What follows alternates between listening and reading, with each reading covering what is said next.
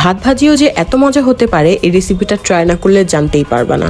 এই বাংলা ফ্রাইড রাইসের জন্য যা যা ইনগ্রিডিয়েন্টস লাগবে আমি সব রেডি করে রাখছি, সো চলো রান্না শুরু করি। প্রথমেই পর্যাপ্ত পরিমাণ তেল দিয়ে নিতে হবে, এরপর দিয়ে দিচ্ছি আলু। আমি এখানে বড় একটা আলু ইউজ করছি। দেন এটাকে ভালো মতো ভেজে হাফ সিদ্ধ করে নিতে হবে।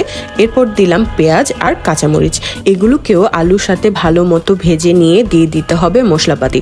প্রথমেই দিলাম স্বাদ মতো লবণ, ছোট 1 চামচ ধনিয়ার গুঁড়া, ছোট 1 চামচের অর্ধেক হলুদ গুঁড়া, দ্যাটস ইট।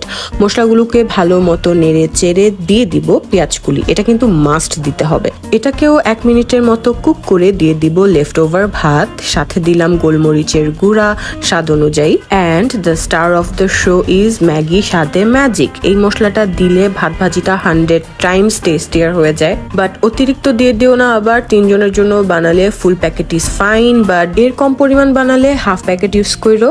দেন ভালো মতো মিক্স করে নিবা অ্যান্ড লাস্ট ফিনিশিং এ দিয়ে দিবা ধনেপাতা and it's done. But wait, এটা কিন্তু সার্ভ করতে হবে নরম পারফেক্ট পোচ ডিম দিয়ে, otherwise it's incomplete. So if you guys try this recipe, let me know তোমাদের কাছে কেমন লাগলো। Till then take care, by.